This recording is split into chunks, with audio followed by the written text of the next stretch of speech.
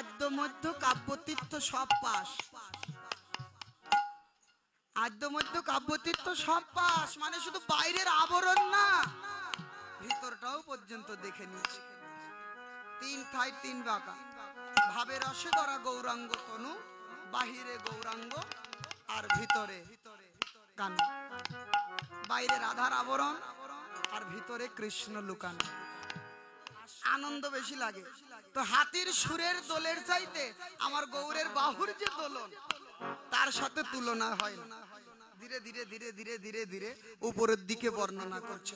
দিগল দিগল চাঁচর চুল, তাতে বাঁধা চাপার ফুল, দিগল দিগল চুল তাতে বাঁধা চাপার ফুল, আর দিগল দিগল চাঁচর চুল তাতে বাঁধা চাপার ফুল, দিগল দিগল চাঁচর চুল তাতে বাঁধা চাপার ফুল, কুন্দ মালতী বেড়া ঝুটা রে, কুন্দ মালতী বেড়া ঝুটা রে, কুন্দ মালতীর বেড়া ঝুটা রে, আর কুন্দ মালতীর বেড়া ঝুটা রে।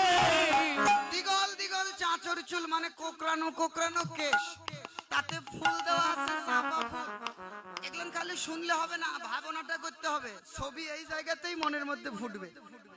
রূপ শুনে যদি রূপ দেখতেই না পারিলাম তাহলে কেমন রূপ শোনা হলো? রূপটা দেখার চেষ্টা করো সবাই। দিগল দিগল চাঁচর চুল তাতে বাঁধা চাপার ফুল, কুন্দ মালতীর বেড়া ঝুটা। মালতী ফুল কুন্দ ফুল দিয়ে মাথার কেশটাকে ঝুঁটি করে ওই ঝুঁটিটা বেড়া দেওয়া আছে। নদিয়ার নাগরী বলছে আমি আর কি দেখবো রে। গৌর তো চলমান অবস্থায় ছিল, তাই তো আমি নদীবাসীকে বলি আমার ব্যথার ব্যথি কে বাই আছে, কথার ছলে খানিক রাখে। এই পথ তো কোনোদিন করা নাই, ওখানে ওদের একটু অসুবিধা হচ্ছে, একটু মানায় গোছায় নি। এই পথখানা নবদ্বীপ থেকে নিয়ে আসা আমার কীর্তনিয়া পরম গুরু মহারাজ শ্রীমৎ স্বরূপ দামোদর দাস বাবাজি মহারাজ। যাই হোক, সঙ্গও নাই, কীর্তন করাও নাই, আজকেই প্রথম আপনাদেরকে শোনাচ্ছি। আমার ব্যথার ব্যথিক কে বাই আছে, কথার ছলে খানিক রাখে, আছে কথার ছলে খানিক রাখে, বদন ভরে দেখব রূপ খানি, আর বদন ভরে দেখব রূপ খানি। আমার প্রাণের বান্ধব কে বাই আছে, প্রাণের বান্ধব কে বাই আছে, কথার ছলে খানিক রাখে, প্রাণের বান্ধব কে বাই আছে, আর ছলে খানিক রাখে, প্রাণের বান্ধব কে বাই আছে। আমার প্রাণের বন্ধু কে হবে? গৌর তো চলছে, কীর্তনরত গৌরের রূপ দেখা। এটা কিন্তু দাঁড়ানো গৌর না, চলা গৌর। আর মানুষ হাঁটলে কি দেখবে? কতটুকু আর ভালো করে দেখা যাবে? কীর্তনরত গৌরকে দেখেছেন সুরধ্বনির তীরে। তো গৌর চলছে, তাই নদেবাসী যদি কেউ আমার ব্যথাটা বুঝতো, যদি কথা মানুষের সাথে এক মানুষ কথা বলতে কি দাঁড়ানো অবস্থায় কথা বলে, চলা অবস্থায় না একটু দাঁড়াবে। যদি কেউ আমার প্রাণের বান্ধব গৌরকে একটু দাঁড় করাতো, আমি নয়ন ভরে আমার গৌর রূপকে দর্শন করে নিতাম। আমার এমন বান্ধব কে বাই আছে,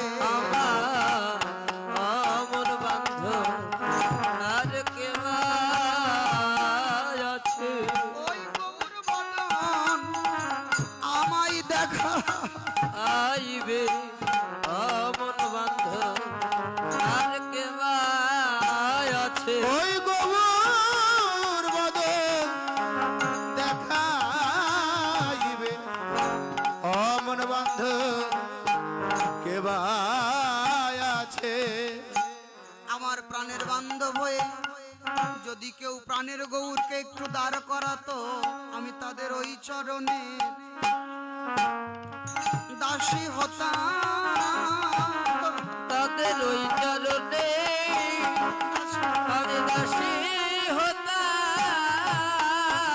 একবার এনে প্রাণের গৌর দেখাইলে তাদের ওই চরণে দাস যদি প্রাণের দেখাইত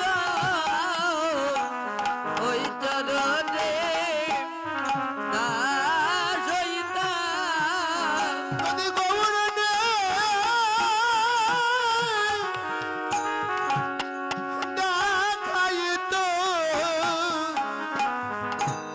ওই চরণে দাস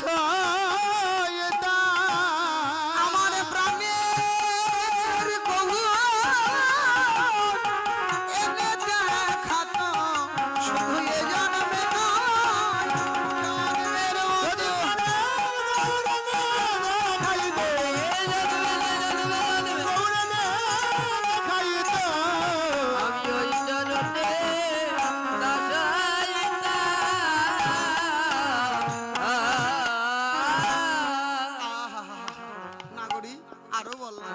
আরো বল। তুই যতই বলছিস আমার সোনার ক্ষুধা আরো ততই বাড়ছে। বলো বাদ দে, আর শুনিস না। কে বলে গৌরাঙ্গ ভালো রে, আর কে বলে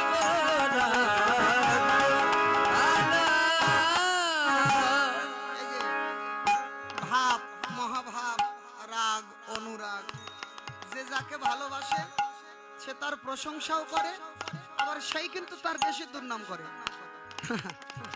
নদিয়ার নাগরী যেমন ভালোবাসার কথা বললেন, এবারে একটু রাগ হয়েছে। বাদ দে, কে বলে গৌরাঙ্গ ভালো রে, আর কে বলে গৌরাঙ্গ বাহিরে উহার সোনার বরণ, ভিতরে উহার কালো। বাহিরে ইহার সোনার বরণ,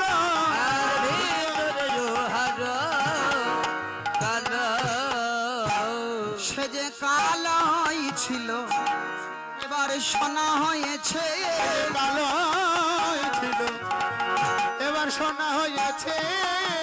আমাদের রাই সোনা সঙ্গের গুণে কালোই ছিল সোনা হয়েছে।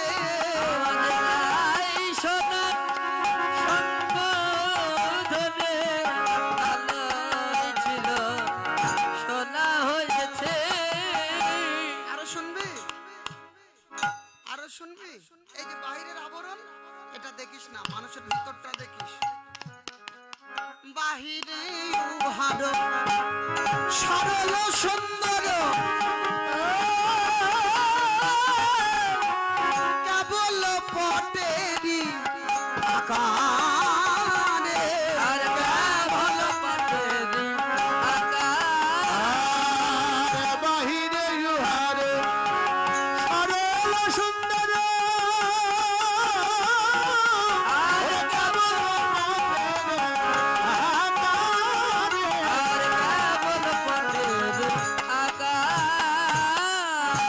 কিন্তু ভিতরে খুঁজিলে দেখিতে পাইবে আর তিনখানে তিন।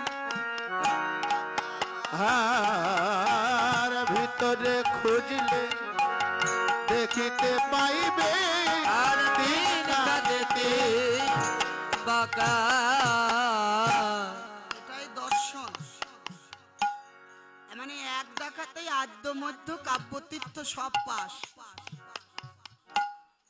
আদ্য মধ্য কাব্যতীর্থ সব পাস মানে শুধু বাইরের আবরণ না, ভিতরটাও পর্যন্ত দেখে নিচ্ছে। তিন থাই তিন বাঁকা, ভাবে রসে ধরা গৌরাঙ্গ তনু, বাহিরে গৌরাঙ্গ আর ভিতরে কানু। বাইরে রাধার আবরণ আর ভিতরে কৃষ্ণ লুকানো। আস্বাদক না হলে জানা যাবে না। পাটি জরা খালি দেখলে হবে না, কামড় দিতে হবে। পাটি জরায় কামড় দিলেই বোঝা যাবে যে ভিতরে নারকেল আছে না ক্ষীর আছে।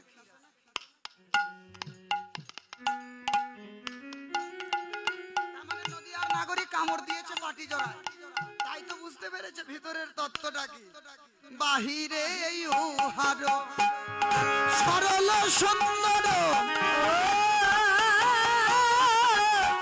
সাত্বিক ভাবেতে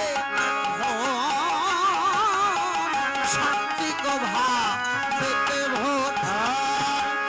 বাহিরে ইহার সরল সুন্দর,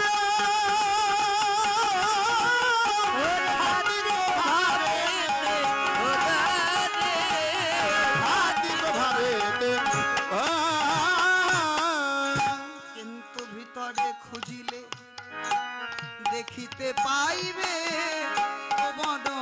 দারুণ চোখ। আর ভিতরে খুঁজলে দেখিতে পাইবে বড় দারুণ চোখ। ব্রজের ছোরে বার সাধু হয়েছে, ব্রজের চোরেবার সাধু হয়েছে, রাধা শত সাধু সঙ্গের গুণে ওই চরে বার সাধু হয়েছে। রাধা সাধু সাধু সঙ্গের গুণে চোরেবা সাধু হয়েছে। এটা এখন যে প্রশংসাই হচ্ছে না, দুর্নাম হচ্ছে, বোঝার বুদ্ধি নাই। একবার বলছে ভিতরে খুঁজলে দেখতে পাবি চোর, চোর আবার সাধু হয়েছে, আবার বলে বলে কাঁদছিস, ওর কি হয়েছে রে? নদীয়ার নাগরী বলছে, ও নাগরী তুমি তো জানো না নদীয়ার নাগরীতে ব্যাধি ধরেছে। এ সামান্য ব্যাধি না, এ গৌরূপের ছোঁয়া ব্যাধি। তুমি তাড়াতাড়ি বাড়ি যাও, যদি বাঁচতে চাও বাড়ি যাও। এই অসুখ একেবারে করোনার মতোই, গন্ধও নেওয়া যাবে না, ছোঁয়াশে ব্যাধি। ওই তাকে স্পর্শ করলে, কথা কই না রে বাবুরে, তাকে স্পর্শ করলে তার মধ্যেও এই ব্যাধিটা বার হবে। এই যদি কেউ তার সাথে সঙ্গ করে, এই ব্যাধিটা তার মধ্যেও বার হবে। তার মানে ভক্তের সঙ্গ যদি কোনো অভক্ত করে, সে ভক্তে পরিণত হবে। বাবারে এখন একটু সতর্ক হও, এখন একটু প্রকৃত তত্ত্ব জানতে শেখো। এমন সঙ্গ আমি করলাম যে আমার মনের কোনো পরিবর্তনই ঘটলো না। কেমন সঙ্গ হলো? সাধু সঙ্গে গিয়ে যদি সাধুর কাছে যদি বিড়ি চাই, তাহলে ওটা আবার কি সাধু সঙ্গ হলো? দেন তো দাদা, দেন তো, জয় গুরু, দেন তো মেজ দেন। ওটা কি সাধু সঙ্গ হলো? ওটা কিন্তু হলো না। তাহলে সাধুর সঙ্গ করলে অন্তরে আসবে ত্যাগ। তাহলে এবার বুঝতে হবে যে কোন সাধুর সাথে সঙ্গ করে আমার অন্তরের ত্যাগ আসলো।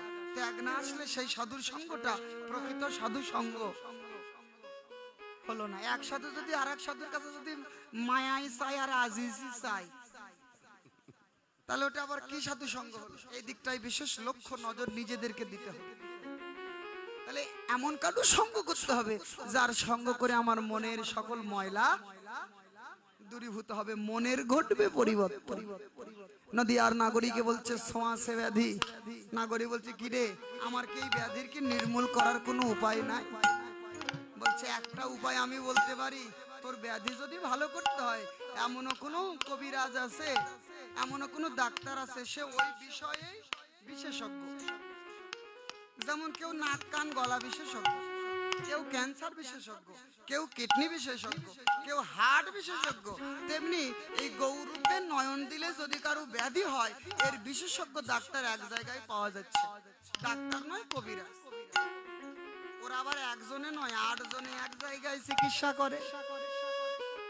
কোথায় পাবো? বলে নবদ্বীপে নয়। ওই কবিরাজের সন্ধানে যদি কেউ পেতে চায়, তাকে যেতে হবে শ্রীধাম বৃন্দাবনে। বৃন্দাবনে বসে আছে 8 জন কবিরাজ।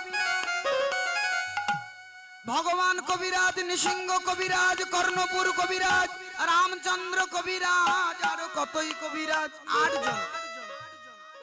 8 জন আবার একসাথে চিকিৎসা দেয়।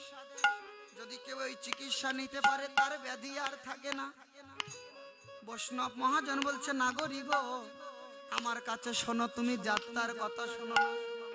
8 কবিরাজ, এরা পেশায় ডাক্তার নয়, এরা হয়েছে নেশাই কবিরাজ। যার যেমন ব্যাধি তাকে তেমনই ওষুধ দেয়। এরা ব্যাধি কমার ওষুধ দিতে পারে না। শক্তির কথা, ভক্তির কথা, জন্ম জন্মের মুক্তির কথা, জীবন